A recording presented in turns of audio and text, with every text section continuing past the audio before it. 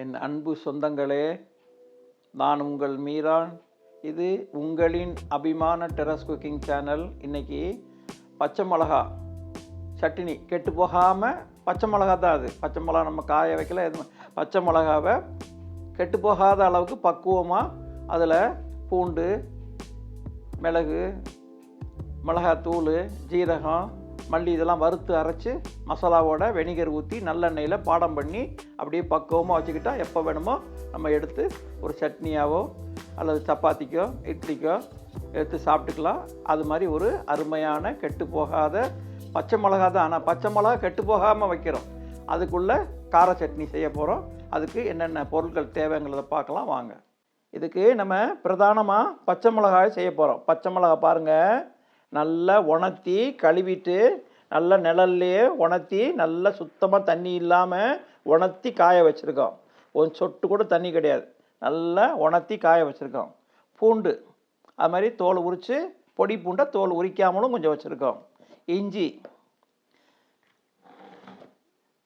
கொத்தமல்லி, முழு கொத்தமல்லி வறுத்து அரைக்கிறதுக்காக முழு கொத்தமல்லி, வெந்தயம், சோம்பு, ஜீரகம். இதில் கொத்தமல்லி, வெந்தயம், சோம்பு, ஜீரகம் வறுத்து அரைக்க போகிறோம், பொடி பண்ண போகிறோம். தூள் ஐட்டத்தில் மிளகாத்தூளும் தனி மிளகாத்தூளும் மஞ்சத்தூளும் இதிலேருந்து எடுத்துக்க போகிறோம். பியூர் செக்கில் ஆட்டின சுத்தமான நல்லெண்ணெய். நல்லெண்ணெய் இதை ஊற்றி பாடம் பண்ணுறதுக்காக நல்லெண்ணெய்.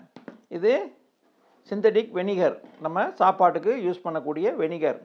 இதான் இதுக்கு தேவையான பொருட்கள். 1/4 கிலோ வச்சுங்க. 1/4 கிலோ பச்சை மிளகாவுக்கு உண்டான அளவு நான் சொல்கிறேன்.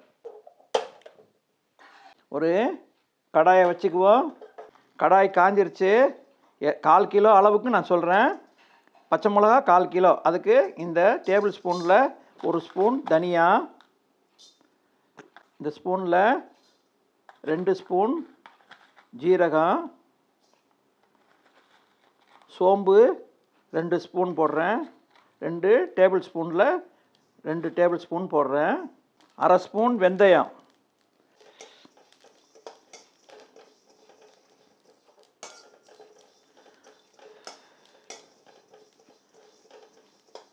மிதமான தீயில அப்படியே வறுத்துக்கணும்.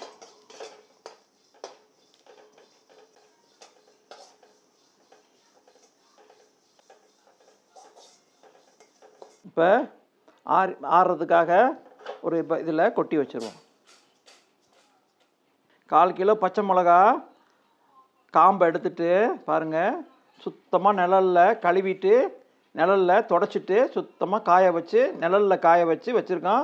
ஈரப்பதமே இல்லாமல் இருக்குது. அந்த பச்சை மிளகாவை இதில் போட்டு கரகரன்னு அரைச்சிக்கணும். பல்ஸ் மோடில் கரகரன்னு அரைச்சிக்கணும். ஒரே இதில் கொள்ளாது, 2 இதில் அரைச்சிக்கிறேன்.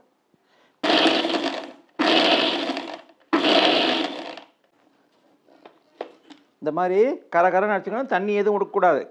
கரகரப்பாக அரைச்சி வச்சுக்கிறோம். அதே மாதிரி மீதமுள்ள பச்சை மிளகா போட்டிருக்கேன். அதையும் கரகரன்னு பல்ஸ் மோடில் அரைச்சிக்கலாம்.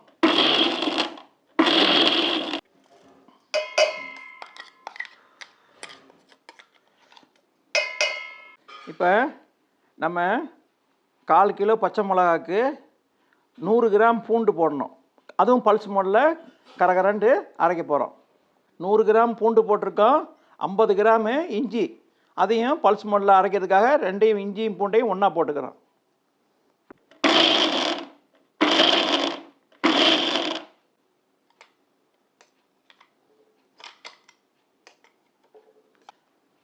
மல்லி, ஜீரகம், சோம்பு, வெந்தயம் இதையும் கரகரண்டு பவுடராக அரைச்சிக்கிறோம்.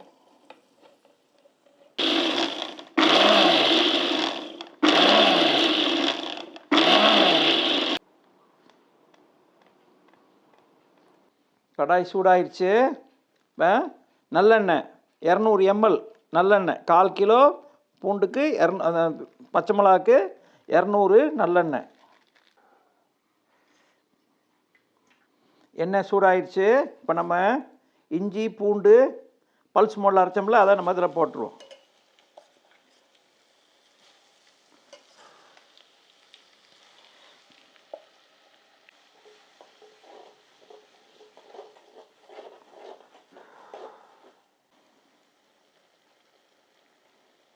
ஓரளவு ஈரப்பதம். நம்ம தீ சிம்மில் தான் வச்சுருக்கோம். சிம்மில் வச்சு ஒரு 5-6 நிமிஷம் அப்படியே சொல்ல கிண்டிக்கிட்டே வந்தோம். இல்லைன்னா அடி பிடிக்கும். இஞ்சி இருக்கிறதுனால அப்படியே அந்த ஈரப்பதம் கொஞ்சம் போயிருக்கு. இன்னும் நம்ம சுண்டை கிண்டணும். இப்போ நம்ம கரகரன்னு அரைச்சி வச்சோம்ல பச்சை மிளகா, அதையும் இதில் போட்டுருவோம்.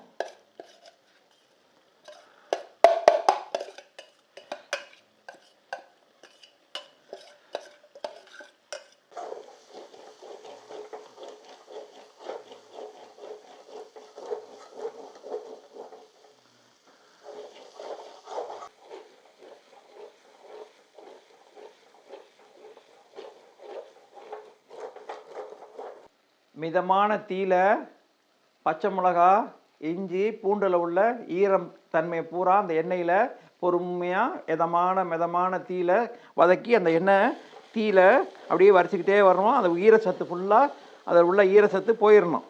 போகிற ஏன்னா இது 4 படம் நம்ம வைக்க போகிறோம். அதுக்காக அதை அப்படியே பொறுமையாக ஒரு 10 நிமிஷம் கிண்டிக்கிட்டே இருப்போம். அதில் உள்ள ஈரப்பதம் ஃபுல்லாக போயிடட்டும்.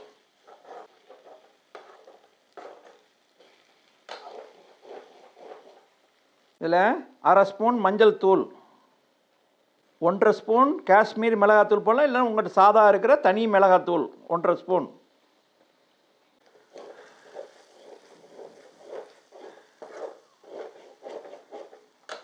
வறுத்து வச்சேன்ல மல்லி, சோம்பு, தனியா, ஜீரகம் எல்லாம் வறுத்து வச்ச இந்த இதையும் அதில் பவுடரை அதையும் போட்டுருவோம். இதில்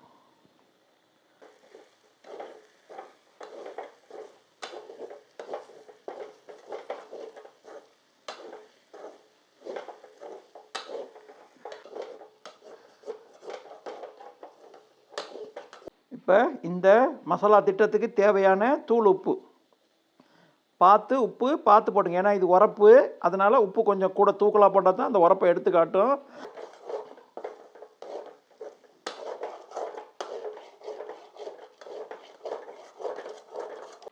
எண்ணெய் நல்லா பிரிஞ்சு வரணும். இன்னும் பிரிஞ்சு வரணும். நம்ம ஊற்றின எண்ணெய் ஃபுல்லாக மேலே அப்படியே பிரிஞ்சு வரணும். வந்ததுக்கப்புறம் வெனிகர் ஊற்றி, அல்லது வெனிகர் பிடிக்காதவங்க எலுமிச்சம்பழம் லெமன் ஜூஸு 2 லெமன் ஜூஸ் எடுத்து இப்போ இந்த சூட்லேயே ஊற்றி பரட்டிக்கிட்டே வரணும். அப்படி இல்லை 4 படம் இருந்தால் வெனிகர் தான் கரெக்டான பொருள். வெனிகரை ஒரு 3 ஸ்பூன் ஊற்றி அப்படியே பரட்டி எடுத்து வச்சு பாட்டிலில் சேவ் பண்ணி அடைச்சி வச்சுக்கலாம். அடி பிடிக்காமல் இந்த பாருங்கள், அடி பிடிக்காமல் ஒரு அப்படியே எண்ணெய் பிரித்து ஃபுல்லாக எண்ணெயை நம்ம ஊற்றின எண்ணெயெல்லாம் பிரிஞ்சு வரணும். பிரிஞ்சு வந்தால் தான் அதில் உள்ள எந்த ஈரப்பதம் இல்லைன்றது அர்த்தம். இப்போ நம்ம கொஞ்சம் லாஸ்ட்டாக நம்ம சிந்தட்டிக் வெனிகர், நம்ம சமையலுக்கு யூஸ் பண்ணுற வெனிகரில் 4 ஸ்பூன், 1 2 3 4 ஸ்பூனு வெனிகர் ஊற்றியிருக்கோம். அதுவும் இப்போ நல்லா அந்த அதில் உள்ள ஈரப்பதமும் அது போகட்டும். வெனிகர் பிரியப்படாதவங்க, பிடிக்காதவங்க இது மாதிரி இப்போ இதே மாதிரி 4 ஸ்பூன் லெமன் ஜூஸ் ஊற்றிக்குங்க. ஆக லெமன் ஜூஸ் ஊற்றும் போது இதை தீயை ஆஃப் பண்ணிவிட்டு லாஸ்ட்டாக தான் ஊற்றணும்.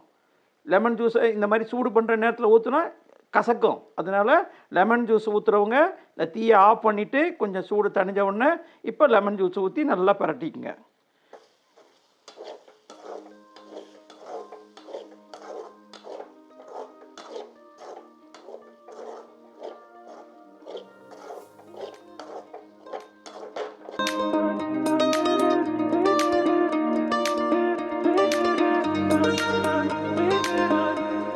அருமையான ஆந்திரா ஸ்டைல் பச்சை மிளகா கார சட்னி, கெட்டு போகாத, ஒரு 3 மாதம் வரைக்கும் கெட்டு போகாது. அது எண்ணெய் இருக்குது, வினிகர் இருக்குது, எல்லாம் வறுத்து போட்டிருக்கோம். மிளகாயில் உள்ள ஈரத்தன்மை, பூண்டில் உள்ள ஈரத்தன்மை, இஞ்சியில் உள்ள ஈரத்தன்மை எல்லாத்தையும் எண்ணெயில் சுத்தமாக வதக்கி போட்டிருக்கோம். நல்லா ஊறுகாய் பேஸ்ட் அளவுக்கு வச்சுருக்கோம். இந்த பேஸ்ட்டு ஒரு அவசரத்துக்கு, ஒரு குழம்புக்கு, ஏதோ ஒரு தாளிப்புக்கு மசாலா இல்லை போடலைன்னா நீங்கள் தக்காளி பிசைஞ்சிட்டு இந்த மசாலாவில் கொஞ்சம் 1 ஸ்பூன் 2 ஸ்பூன் அள்ளி போட்டுட்டு அதில் நீங்கள் தண்ணி ஊற்றி நீங்கள் அப்படியே குழம்பு மாதிரி கொண்டு போகலாம். ரசத்துக்கு போட்டுக்கலாம். இந்த பேஸ்ட்டை நீங்கள் யூஸ் பண்ணிக்கலாம். சப்பாத்திக்கு தொட்டு சாப்பிட்டுக்கலாம், இட்லி தோசைக்கு தொட்டு சாப்பிட்டுக்கலாம். எல்லாத்துக்கும் பிரமாதமாக இருக்கும். சாப்பாடுக்கும் தொட்டு சாப்பிட்டுக்கலாம். அருமையான இந்த டிஷ்ஷு எல்லாருக்கும் பிடிக்கும். காரம் பிடிக்கிறவங்களுக்கு தான் பிடிக்கும். இது காரம் உள்ள ஒரு பொருள். யாருக்கெல்லாம் காரம் பிடிக்குமோ அவங்களுக்கு இது பொருத்தமான ஒரு உணவு. இந்த வீடியோவை இதே மாதிரி செஞ்சு பாருங்கள். இது பிடிச்சிருந்தா லைக் பண்ணுங்கள், ஷேர் பண்ணுங்கள், உங்களுடைய கருத்துக்களை கமெண்ட் பாக்ஸில் தெரிவிங்க. எங்களை ஆதரிக்கும் வண்ணம் சப்ஸ்கிரைப் பண்ணுங்கள். அடுத்த வீடியோவில் உங்களை சந்திக்கும் வரை உங்கள் அன்பு மீரான்.